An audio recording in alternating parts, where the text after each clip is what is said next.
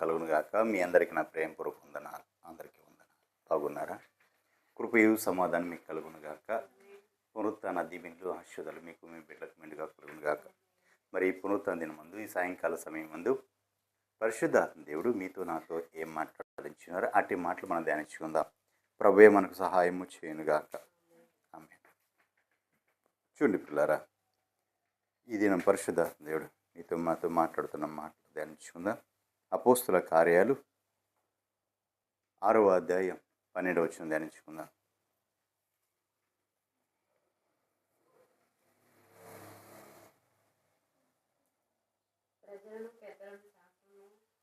ప్రజలను పెద్దలను శాస్త్రులను రేపి అతని మీదకి వచ్చి దేవునికి మహిమ కలుగునుగా.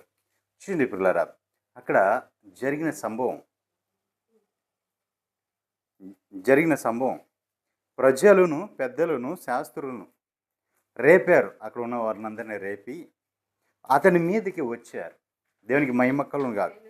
అతన్ని పట్టుకొని మహాసభ ఎదుటికి తీసుకొని పోయి అబద్ధ సాక్షులను నిలబెట్టారు.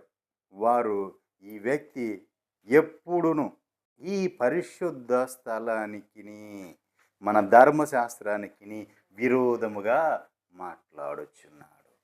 దేవునికి మహిమ కలుగునుగా. హల్లెలూయా, హల్లెలూయా. మాట్లాడుచున్నారు అని నేరము అతని మీద మోపారు.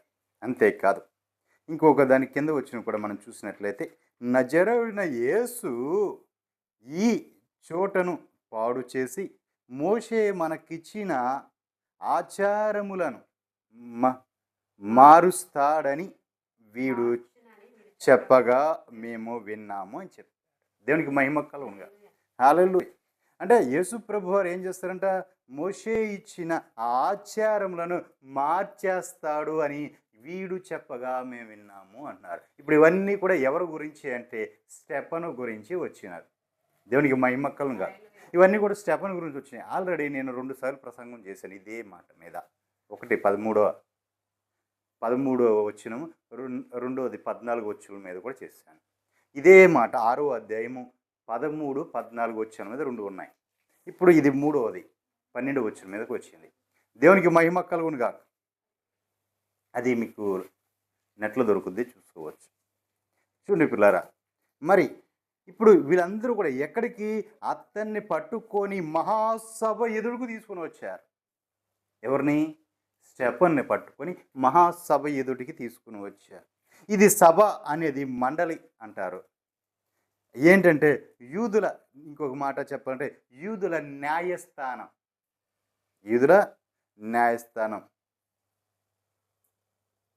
సన్హెడ్రిన్ అంటారు దీన్ని. దేవునికి మహిమ కలుగునుగా. హల్లెలూయా. దీన్ని సూచిస్తుంది. ఇది అపోస్తుల కార్యాలు 9వ అధ్యాయం 1-2 వచనాల్లో,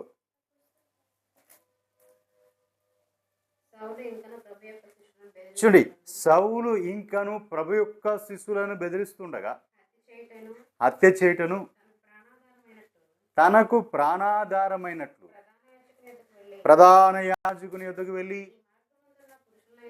ఈ మార్గమందు, ఏది?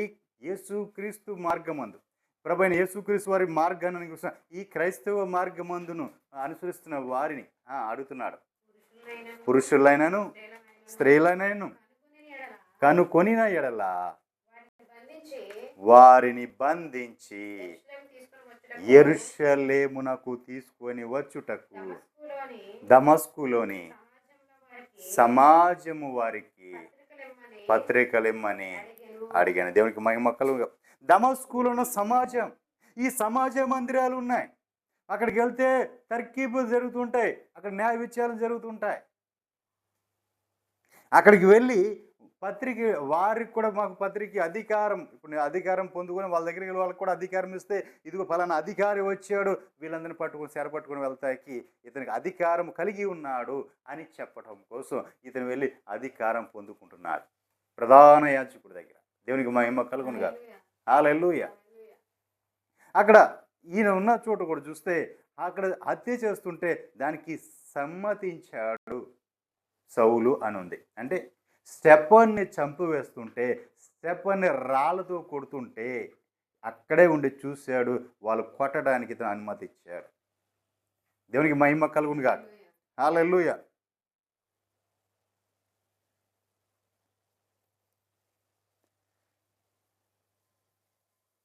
ఇక్కడ ఈ సన్హెద్రిన్‌లో ఎవరెవరు ఉంటారంటే, ఈ సభలో ఎవరెవరు ఉంటారంటే, సభ్యులుగా ఉండేవారు, యాజకులు ఉంటారు, ధర్మశాస్త్ర ఉపదేశకులు, బోధకులు ఉంటారు. అలాగే ఆ పట్టణంలో ఆ గౌరవము, ఆ మర్యాదలకు గౌరవం కలిగిన ఆ వ్యాపారవేత్తలు, పేరు పొందిన వారు ఎవరంటే వారు ఉంటారు. ఆ పెద్దలుగా పిలువబడేవారు వారు ఉంటారు. ఇలా దాంట్లో చాలామంది సభ్యులుగా ఉంటారు. ఈ సభ్యుల్లో ఇప్పుడు ఈ సభ్యులు ఏమైందంటే అందరూ కూడా క్రీస్తుని ద్వేషించేవారు కాదు. అందరూ కూడా క్రీస్తుని ద్వేషించేవారు. అందరూ ఒకే విధంగా ఉండి ఇప్పుడు క్రీస్తు యొక్క విధి విధానాలను మన క్రైస్తవ్యమని ద్వేషిస్తున్నారు. వాళ్ళందరూ తిరుగుబాటు చేస్తున్నారంటే అందరూ కాదు. అక్కడ ఉన్న వాళ్ళు కొంతమంది క్రైస్తవ్యంలో ఉన్నారు. క్రీస్తుని విశ్వసించేవారు కూడా ఉన్నారు అక్కడ. దేవునికి మహిమ కలుగునుగా. హల్లెలూయా. అక్కడ అలా మనం చూసినట్లయితే ఆ అందరూ కూడా దేవుణ్ణి తిరస్కరిస్తుంటే, కానీ కొందరు దేవుని యందు విశ్వాసం ఉంచిన వారు ఉన్నారు. దేవుని అంగీకరించేవారు కూడా ఉన్నారు. వారు పునరుత్థానము లేదు అని చెప్తుంటే వీరు పునరుత్థానం ఉంది అని చెప్తున్నారు. దేవునికి మహిమ కలుగునుగా. వారిలో కొంతమంది ఆ సభలో ఉన్న వారి పేర్లు కొంతమంది చెప్తాను. అరిమత్తయ్య, యేసేపు, నికోదేము, వీరందరూ కూడా మన ప్రభువైన యేసుక్రీస్తు వారిని అనుసరించిన వారు. అంతేకాదు వీరందరూ కూడా ఆ మండలిలో సభ్యులుగా ఉన్నవారు. దేవునికి మహిమ కలుగునుగా. ఆ మండలిలో వీళ్ళందరూ సభ్యులుగా ఉన్నారు. ఆయా సమాజ మందిరములో, ఆయా సభల్లో వీరు సభ్యులుగా ఉన్నారు. వీరు దేవుణ్ణి వెంబడిస్తున్నవారు. ఎవరెవరు? అరిమత్తయి, యేసేపు, నికోదేము, వీళ్ళు. దేవునికి మహిమ కలుగునుగా. వీళ్ళు ఆ మండలిలో కూడా ఎలా ఉన్న సభ్యులుగా ఉన్నారు. దేవునికి మహిమ కలుగునుగా. చూడండి, లూకా సువార్త 23వ అధ్యాయం 50వ వచనం మనం చూసినట్లయితే,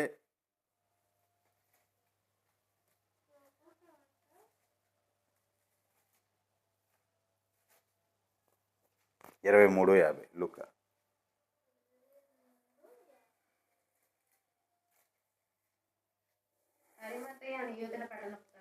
చూడి, అరిమత్తయ్య అను యూదుల పట్టణపు సభ్యుడైన యేసేపు అని ఒకడు ఉండెను. అతడు సజ్జనుడును నీతిమంతుడునై ఉండి వారి ఆలోచనకును వారు చేసిన పనికిని సమ్మతింపక దేవుని రాజ్యము కొరకు కనిపెట్టుచుండినవాడు. హల్లెలూయా. చూడండి, ఆ సభ్యుల్లో అందరూ చేసినట్లు ఈయన చేయట్లేదు. అందరూ సమ్మతించినట్లు ఈయన సమ్మతించట్లేదు. యూదులు వాళ్ళ ఇష్టం ప్రకారం చేసినట్టు ఈయన చేయట్లేదు. ఈయన ప్రభు రాకడ కోసం కనిపెడుతున్న వాడిగా కనిపిస్తున్నాడు. అక్కడ ప్రభు యొక్క రాకడ గురించి ఆలోచిస్తున్న వాడిగా ఉన్నాడు. దేవునికి మహిమ కలుగును గాక. ఆయన ఎప్పుడు వస్తాడా అని చెప్పి ఆయన కోసం ఆలోచిస్తున్న వాడు ఉన్నాడు తప్ప ఈయన వాళ్ళలాగా లేడు. అంటే ప్రభువునందు విశ్వాసం ఉంచిన వాడైన. దేవునికి మహిమ కలుగును గాక. వీళ్ళు ఏం చేస్తారంటే ఈ సన్నిహిత సభలో ఉన్న వాళ్ళంతా కూడా, ఈ మండలిలో ఉన్న వాళ్ళంతా కూడా ఏం చేస్తారంటే ఈ తీర్పులు తీరుస్తూ ఉంటారు. తప్పిదమ్ములు చేసిన వారిను, దోషం చేసిన వారిని తీసుకొచ్చి మోషే ధర్మశాస్త్ర ప్రకారం ఆ తీర్పులు తీరుస్తూ ఉంటారు. దాన్ని కట్టుబడి ఉంటారు. మోషే ధర్మశాస్త్రంలో ఏ విధంగా వ్రాయబడి ఆ దోషము, ఆ శిక్ష వాళ్ళు చేసిన దానికి ఏది ఉందో దాన్ని అమలు చేయటములో దిట్ట వీరు. దేవునికి మహిమ కలుగును గాక. అంటే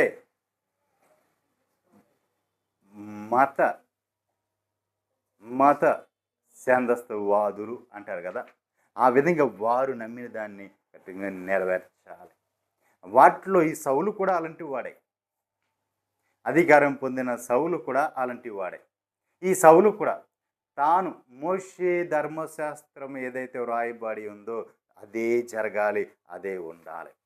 కొత్తగా ఇంకొకటి వచ్చిందా దాన్ని రానివ్వకూడదు, ప్రజలకు వెళ్ళనివ్వకూడదు. ఎందుకంటే ప్రజలు మారిపోతారేమో, ప్రజలు తిరిగిపోతారేమో అని వారి యొక్క ఆ ఆచారము అలాగే ఉండాలి. దేవునికి మహిమ కలుగునుగా. కాబట్టి ప్రియులారా, ఆ మోషే నియమించిన ఆ ధర్మశాస్త్ర ప్రకారమే దాని యొక్క శిక్ష, దాని యొక్క విధి విధానాల ప్రకారమే నడుచుకోవాలి అని చెప్పేవారు వీరు. దానికోసం ప్రయాసపడేవారు, పాటుపడేవారు. దేవునికి మహిమ కలుగునుగా. కానీ ప్రియులారా, మరి నూతన నిబంధన వచ్చింది.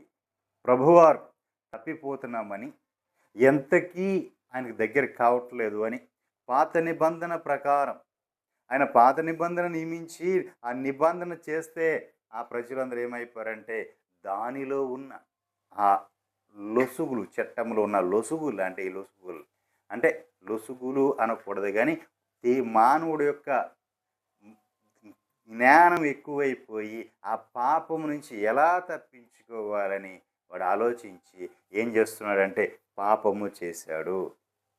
వస్తున్నాడు, తిన్నగా వచ్చాడు, బలిపీఠం దగ్గరికి వచ్చాడు, పశువుని తీసుకుని వచ్చాడు, గొర్రెను మేకను లేదా పౌరను గోను తీసుకుని వచ్చాడు, ఆ పాప ప్రాయశ్చిత్తము చేసుకున్నాడు, వెళ్ళిపోయాడు.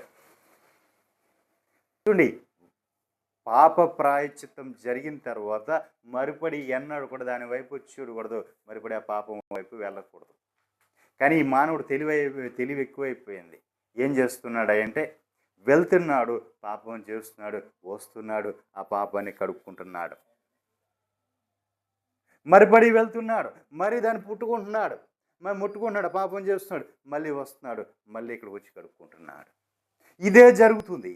ఇతను అతను ఇక పరిశుద్ధుడిగా ఉండలేకపోతున్నాడు, పవిత్రుడిగా ఉండలేకపోతున్నాడు, ఈ పనులు చేస్తున్నాడు. అంతేకాదు అతని నుంచి ఆ దోషము పరిపూర్ణంగా కొట్టివేయబడలేకపోతుంది.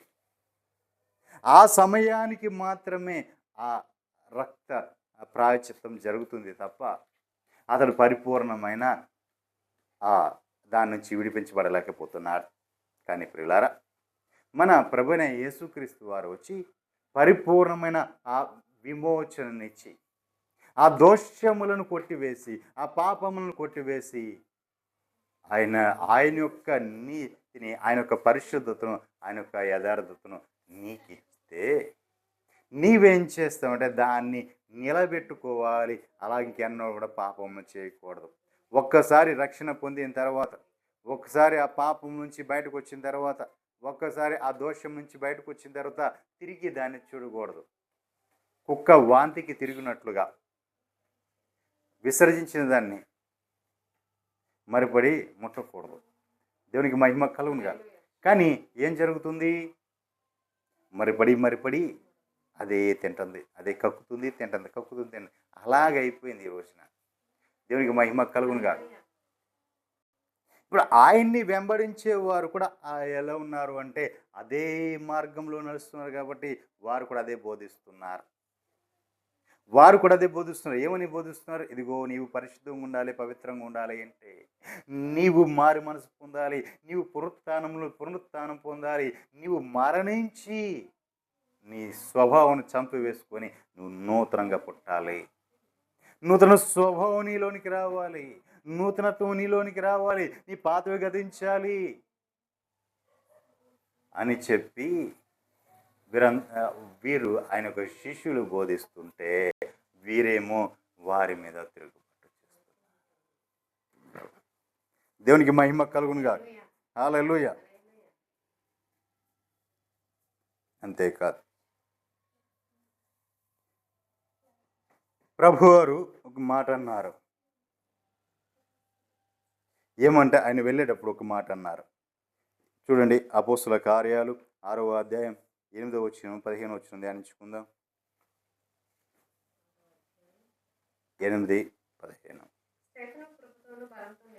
చూడండి, స్టెఫను మీద వాళ్ళంత కుట్ర చేయటానికి, స్టెఫను ఇంత శ్రమ పొందటానికి, శ్రమల పాలు చేయటానికి, అతన్ని చంపటానికి కారణం ఏంటంటే స్టెఫను కృప పొందిన వాడై. ఏం పొందుకున్నాడు? స్టెఫను కృపతోనూ బలముతోనూ నిండి ఉన్నాడు. హల్లెలూయా. చూసారా, ఆయన ఏం చేశాడంటే కృపతో బలముతో నిండి ఉన్నాడు. ప్రజల మధ్య మాత్కార్యములను గొప్ప చూసి క్రియలను చేయుచుండెను. అప్పుడు లిబెర్తునులు అనబడిన సమాజములోను, కురేనీల సమాజములోను, అలెగ్జాంద్ర సమాజంలోను, కిలికియా నుండి, ఆసియా నుండి వచ్చిన వారిలో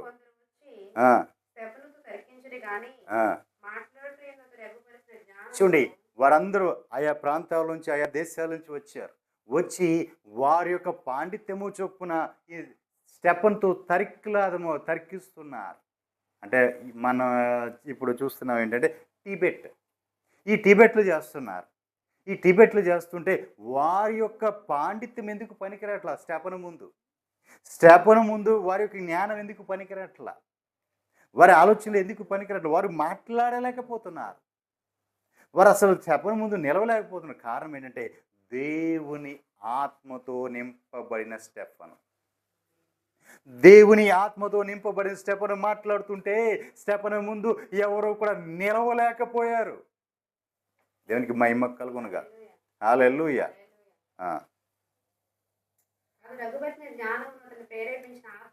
చూడండి, అతడు అగ్గుపరిచిన అంటే అతను కనబరిచిన ఆ జ్ఞానమును అతన్ని ఆ విధంగా ప్రేరేపించిన ఆత్మను వారు ఆ ఆత్మను ఎదిరించలేకపోయారు. పరిశుద్ధాత్మను ఎదిరించలేకపోయారు. దేవునికి మహిమ కలుగును కాదు. అంటే స్టెఫను ఆత్మవసుడై మాట్లాడుతుంటే వారు లోకానుసారులుగా ఎక్కడ ఎదిరించగలరు? వారు లోకానుసారులుగా ఎక్కడ ఎదిరించగలరు? ఆత్మవసుడై స్టెఫను ఉంటే. దేవునికి మహిమ కలుగును కాదు. హల్లెలూయా.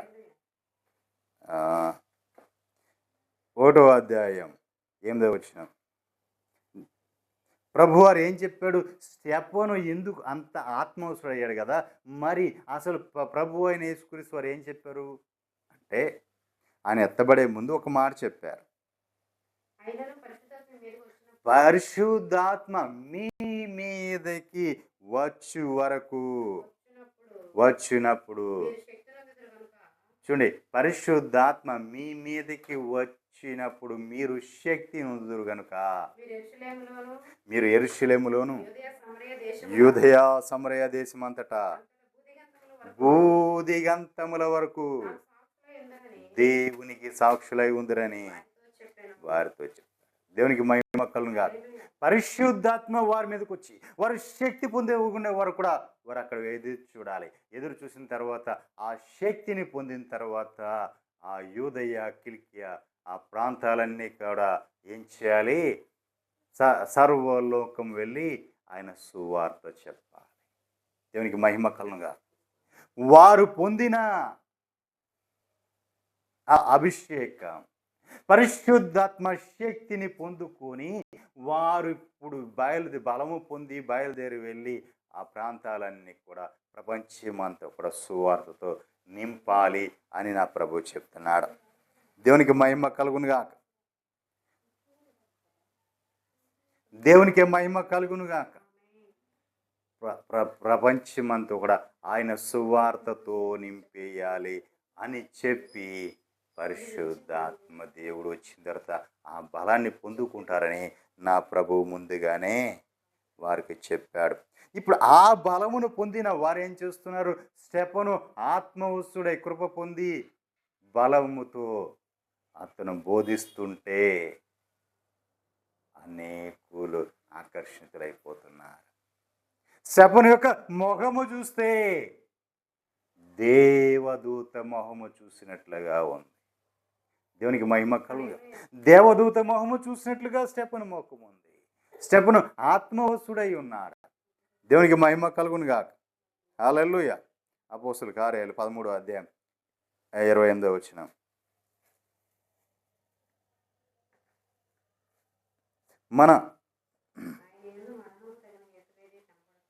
మన ప్రభువు కూడా అదే తీర్పులోకి వెళ్ళారు. అదే సన్హెరేతు సభలోనే ఆయన కూడా ఆ సభలోనే ఉన్నాడు. సభలో ఆయన కూడా 7 మారులు 7 చోట్లకి వెళ్ళాడు. 7 చోట్ల కూడా ఆయన పరిశుద్ధుడిగానే ఉన్నాడు. ఆయన మీద ఏ నేరము మోపలేకపోయారు. దేవునికి మహిమ కలుగును గాక. ఆయన యందు మరణమునకు తగిన హేతువేదియు కనుగొనలేకపోయేది. ఆయనకు తీర్పు తీర్చడానికి ఆయన మీద ఏది కూడా లేదు. ఏది కూడా మోపలేకపోయారు.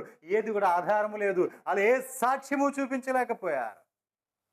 ప్రభువు మీద ఏ సాక్ష్యము కూడా చూపించి ఇదిగో ఇలా అన్నాడు కాబట్టి ఇదిగో ఈ సాక్ష్యం చొప్పున ఇలా చేద్దామంటాకి ఏ ఆధారం కూడా అక్కడ కనపడాల. దేవునికి మహిమ కలుగునుగా. హల్లెలూయా. అక్కడ ఏ ఆధారము లేదు. ఏ హేతువు కూడా వారికి కనపడకపోయినను ఆయనను చంపవలెనని వారు పిలాతును వేడుకున్నారంట. అంటే ఏ ఆధారం చూపిట్లా, ఏమీ లేదు. ఇది ఇతను చంపడానికి కారణం ఏంటి? ఇతని మీద ఏదో నేరం చూపించండి, ఏదో ఒక ఆధారం చూపించండి, ఇలా చేశాడు అని ఇతని మీద ఒక దోషం మీద చూపించండి అంటే ఏది చూపించలేకపోతున్నారు. మరేంటి ప్రభువా? ఏంటంటే వారు ఏమంటున్నారంటే పిలాతు దగ్గరికి వెళ్ళి, అయ్యా బాబు, ఇగో ఏదో ఒక విధంగా ఈయన్ని చంపేయండి, ఏదో విధంగా ఈయన మాకు అడ్డు లేకుండా చేసేయండి. అన్నిటికీ అడ్డుపడుతున్నాడు. ఎందుకంటే ఈయన మహత్కార్యాలు చేస్తున్నాడు, ఈయన సూచక్రియలు చేస్తున్నాడు, ఈయన అద్భుతాలు చేస్తున్నాడు, జనాలందరూ ఆయన వైపు త్రిప్పేసుకుంటున్నాడు. ఎక్కడ కూడా జనాలందరూ కూడా ఇక మొత్తం వాళ్ళ వైపు వెళ్ళిపోతారు తప్ప మా దగ్గరికి ఎవరు వచ్చేవాళ్ళు లేరు. మేము చేయలేకపోతున్నాం బాబు, ఇదిగో ఈ అద్భుతం మేము చేయలేకపోతున్నాం, ఇదిగో సచిన వారిని లేపేస్తున్నాడు, ఇదిగో కుంటివాడు నడిపించేస్తున్నాడు, గుడ్డివాడు చూపునిచ్చేస్తున్నాడు, మోగవాడు మాట్లాడేస్తున్నాడు, చెవిటివాడు వినేస్తున్నాడు, కుష్ఠరోగి బాగుపడిపోతున్నాడు, ఇదిగో దయ్యములు వెడలిపోతున్నాయి. ఎన్ని ఒకటా రెండా ఎన్ని చెప్పగలమేమో, ఇవన్నీ మేము ఏడవలేకపోతున్నాం. కానీ ఆయన ఏదో విధంగా మాకు అడ్డు తొలగించేయండి. పిల్లరా చూసారా, అడ్డు తొలగించుకోవటానికి ఏదో విధంగా మాకు అడ్డు తొలగించుకోవాలి రాజా, ఏదో ఒక విధంగా నువ్వు ఏదో చేసి అడ్డు తొలగించు అని బ్రతిమాలుకున్నారంట. దేవునికి మహిమ కలుగును గాక. హల్లెలూయా. ఏం చేసుకుంటున్నారని పిలాతును వేడుకుంటున్నారు. పిలాతుని ఏదో విధంగా ఈయన మాకు అడ్డు లేకుండా తీసే బాబు, ఎందుకంటే రేపొద్దున వాళ్ళ ఉనికి కూడా ఉండబోదు. ఎవడో వెళ్ళకపోతే ఏమైపోతుంది. దేవునికి మహిమ కలుగును కాదు. ఎందుకంటే ఈయన దగ్గరికి వెళ్తే కార్యాలు జరుగుతున్నాయి, ఈయన దగ్గరికి వెళ్తే అద్భుతాలు జరుగుతున్నాయి, ఈయన దగ్గర స్వస్థతలు జరుగుతున్నాయి, ఈయన దగ్గరికి వెళ్తే మేలు జరుగుతున్నాయి. మరి అక్కడికి వెళ్తే ఏమీ లేదు. అక్కడికి వెళ్ళిన ఆచారం ఏం చేయాలి? ఇదిగో నువ్వు పాపం చేసావా, ఆ దోషం చేసావా, దానికి తగిన పరిహారం ఇది, ఈ పరిహారం చెల్లించుకుని వెళ్ళాలి. ఇదిగో నువ్వు ఇలా చేసి ప్రాయశ్చిత్తం చేసుకుని వెళ్ళాలి. అది మరి ఈయన దగ్గర వచ్చేపలికి ఏమి లేవు. మరేముంది? మారు మనసు, పశ్చాత్తాపం.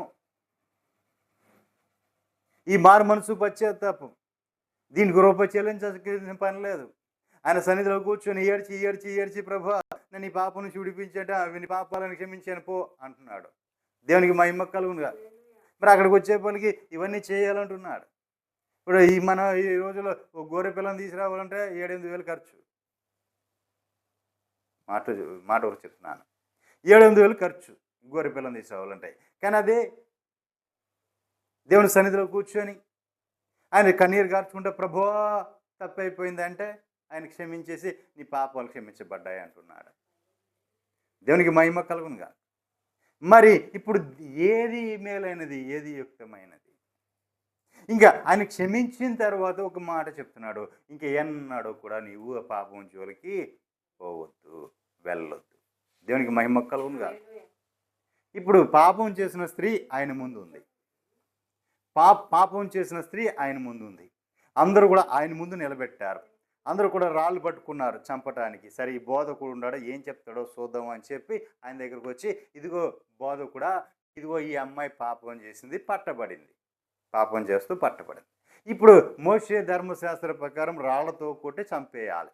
కాబట్టి మేమంతా సిద్ధంగా ఉన్నాం, అసలు నువ్వు ఏమంటావు అని ఆయన శోధించటానికి అడిగారు. ఆయన ఏమన్నాడు?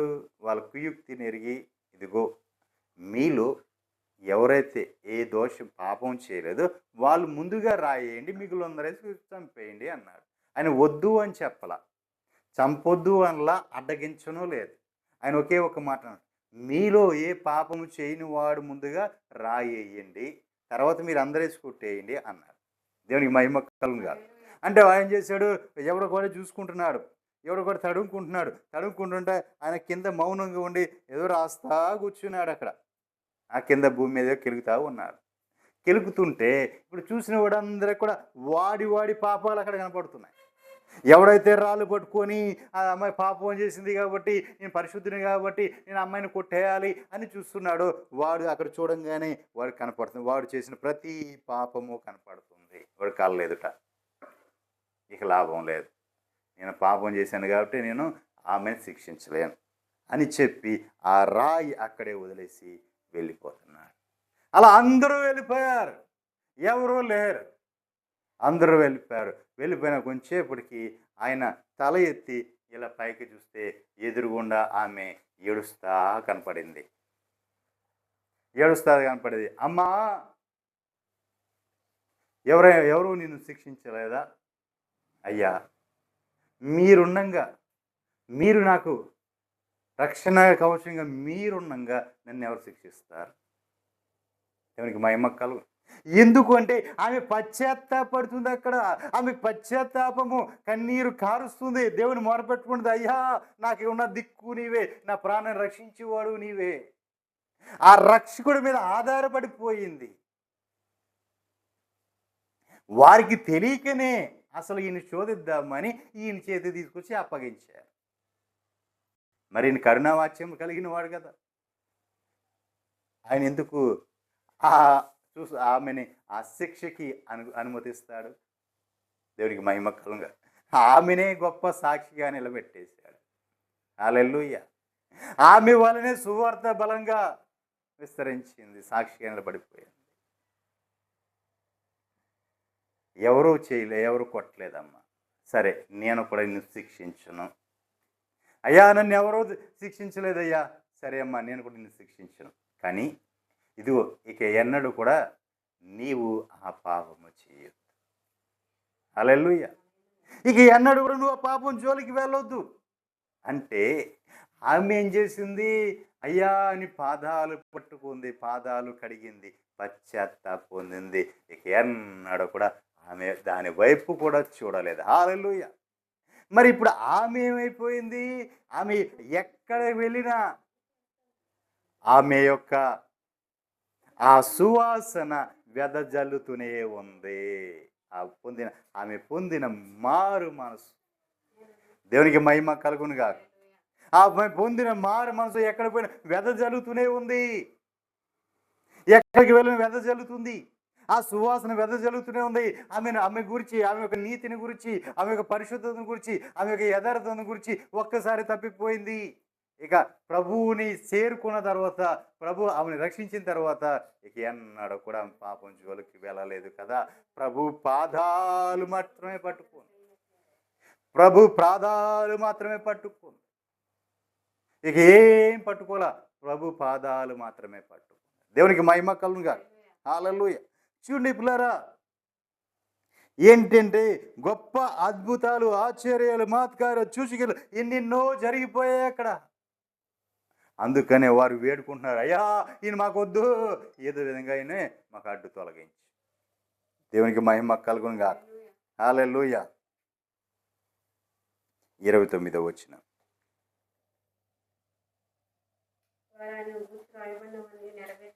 చూడండి, వారు ఆయనను గూర్చి వ్రాయబడినవన్నీ నెరవేర్చిన.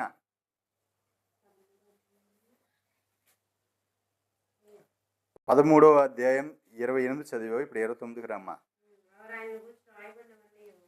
వారు ఆయన గూర్చి వ్రాయబడినవన్నీ నెరవేర్చిన తరువాత ఆయనను, చూడండి, ఆయన ప్రభువుని సిలువ వేశారు. సిలువ వేసిన తర్వాత వారు ఆయనను గురించి వ్రాయబడినవన్నీ కూడా నెరవేరిన తర్వాత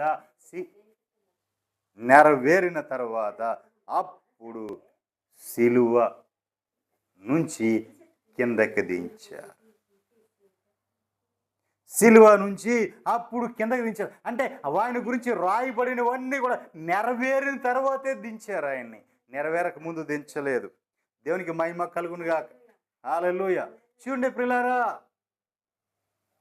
ఏవైతే ముందుగా ప్రవచనాలు ఉన్నాయో, వాగ్దానాలు ఉన్నాయో, సూచనలు ఉన్నాయో అన్నీ కూడా ప్రభువైన యేసుక్రీస్తు వారి నుంచి ఏవైతే రాయబడి ఉన్నాయో అవన్నీ కూడా నెరవేరు వరకు కూడా ఆయన సిలువలోనే వేలాడుతూ ఉన్నాడు. దేవునికి మహిమ కలుగును గాక. హల్లెలూయా.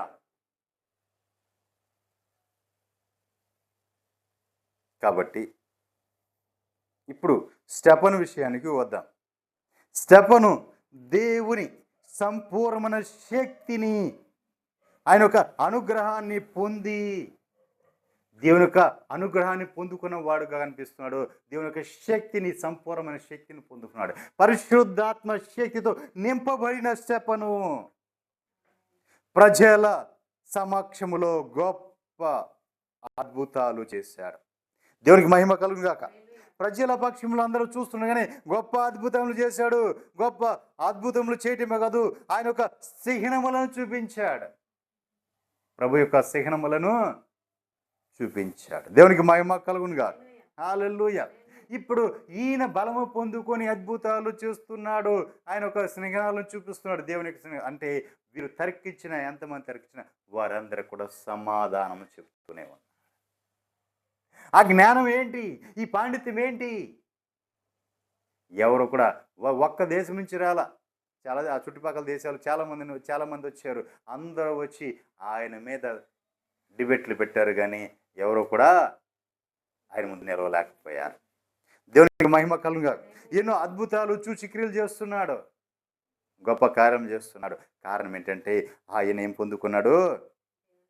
దేవుని సంపూర్ణమైన శక్తిని పొందుకుని ఉన్నాడు. దేవునికి మహిమ కలుగును గాక.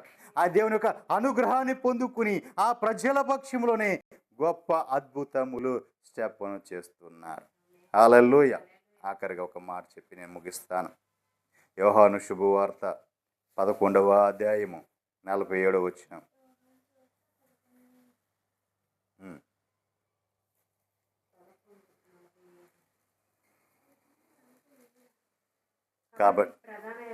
చూడండి, కాబట్టి ప్రధాన యాజకులను పరిసయ్యులను మహాసభకు సమకూర్చి, అసలు మనం ఏం చేస్తున్నాం? ఈ మనుషుడు అనేకమైన సూచక క్రియలు చేయుచున్నాడే అని మనం ఆయనను ఇలాగూ చూస్తూ ఊరకుండిన ఎడలా అందరూ ఆయన యందు విశ్వాసం ఉంచెదరు. హల్లెలూయా. ఇప్పుడు బాధ ఏంటో అర్థమైందా? ఆయన అద్భుతాలు చేస్తున్నాడు, ఆశ్చర్యక్రియలు చేస్తున్నాడు, అనేకమైన సూచక్రియలు చేస్తున్నాడు. వీళ్ళ వల్ల కావట్లేదు, వీళ్ళు చేయలేకపోతున్నారు. ఇప్పుడు మనం ఇలాగ చూస్తూ వదిలేస్తే అందరూ కూడా ఆయన యందే విశ్వాసం ఉంచుతారు. రేపు పొద్దున ఆయన దగ్గరికి వెళ్తారు. ఇక మన దగ్గరికి ఎవడు రాడు, మన దగ్గర ఎవడో ఉండడు అని ఏదో విధంగా ఇప్పుడు ఇందాక మనం చెప్పుకున్నాం కదా, వాళ్ళు వేడుకున్నారంట. ఎవరిని వేడుకున్నారు వాళ్ళు? దేవునికి మహిమ కలుగునుగా. హల్లెలూయా. పిలాతేనా? దేవునికి మహిమ కలుగునుగా. హల్లెలూయా. వాళ్ళు వేడుకున్నారు. అయ్యా ఇదిగో పిలాతుతో ఏదో విధంగా ఇతను మాకు అడ్డు తొలగించండి, అడ్డు మా గురించి ఇతను లేకుండా చేయండి అంటే, ఇప్పుడు వీళ్ళేమో సమాజంలో పెద్దలు, అధికారులు, నాయకులు, బోధకులు, యాజకులు. ఇప్పుడు వీళ్ళు చెప్పిన మాట రాజు విన్నాడు అనుకోండి, రేపు పొద్దున రాజుకి ఏదైనా సమస్య వచ్చినా వీళ్ళు చేస్తారు, ఏదైనా పని అవసరమని వీళ్ళు చేస్తారు. కాబట్టి రాజు ఏం చేస్తాడు? వీళ్ళకు అనుకూలంగా తీర్పు తీరుస్తాడు. అందుకని అతని మీద ఏ దోషం లేకపోయినా, ఏది లేకపోయినా ఏదో విధంగా చేసి మాకు అడ్డు తొలగించండి. ఎందుకంటే అప్పుడు ఆయన ఉంటే అందరూ అటువైపే వెళ్ళిపోతున్నారు, అందరూ అటువైపు చూస్తున్నారు. ఇక ఆయన ఎందే విశ్వాసం ఉంచుతున్నారు తప్ప మా వైపు ఎవరో చూడరు, మా వైపు ఎవరో రారు, మేమేమైపోవాలి.